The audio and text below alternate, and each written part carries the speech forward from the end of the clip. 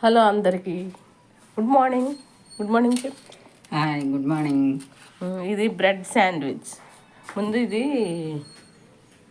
తులసి రసం, నట్స్. ఈ బ్రెడ్ శాండ్విచ్కి కావాల్సిన క్యాబేజీ, ఉల్లిపాయ, పొనగంటి మామూలే మనకి. ఈ బంగాళదుంప మెత్తగా చేసుకొని 1 by 1 ఇందులో ఉల్లిపాయలు వేసి శాండ్విచ్ ఇలా తయారు చేసుకుంటే బాగుంటుంది.